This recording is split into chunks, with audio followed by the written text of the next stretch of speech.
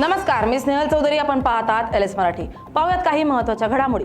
शिवसेना नेत्या शायना एनसी यांनी राज ठाकरे यांची घेतली भेट. राज ठाकरेंनी एकनाथ शिंदे यांची घेतली होती भेट.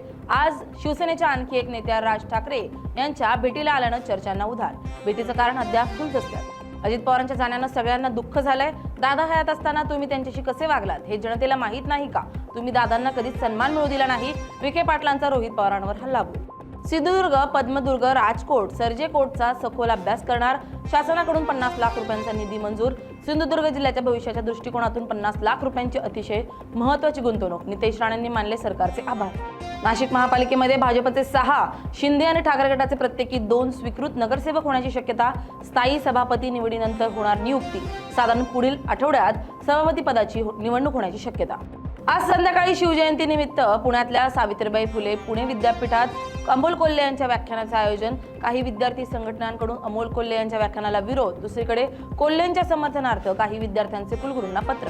बीडमध्ये 10वीच्या परीक्षा सुरू होण्यापूर्वी शिक्षण विभागाचा सावळा गोंधळ.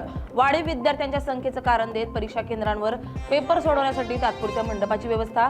10वीची परीक्षा सुरळीत पार पाडण्यासाठी प्रशासन प्रयत्न करत असताना हा सावळा गोंधळ समोर आल्यानं पालक आणि विद्यार्थ्यांमध्ये नाराजी व्यक्त. 10वीची परीक्षा देण्यासाठी रत्नागिरीतल्या मुलांचा खडतर प्रवास. गावातील टेम्पोतून 10वीच्या मुलांची परीक्षा केंद्रावर वेळेत पोहोचण्यासाठी धडपड.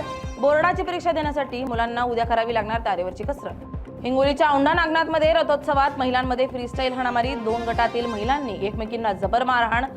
घटनेचा व्हिडिओ सोशल मीडियावर व्हायरल. नागपूर जिल्ह्यातील खापरखेडा भागात निष्काळजीपणामुळे एक धक्कादायक प्रकार उघडकीस. बोरकट लेआउट येथे अंगणवाडीत 4 वर्षीय चिमुकला रात्रभर कोंडला गेल्याची घटना समोर. सुदैवाने चिमुकला सुरक्षित. भंडाराच्या वरठी रेल्वे स्थानक परिसरातून माणुसकीला काळीमाग फासणारी घटना समोर. एका 22 वर्षीय नराधमाकडून मतिमंद मुलीचा फायदा घेत तिच्यावर अत्याचार. या प्रकरणी पोलिसांकडून आरोपीला अटक. या होत्या काही महत्त्वाच्या घडामोडी. पाहत राहा एलएस मराठी.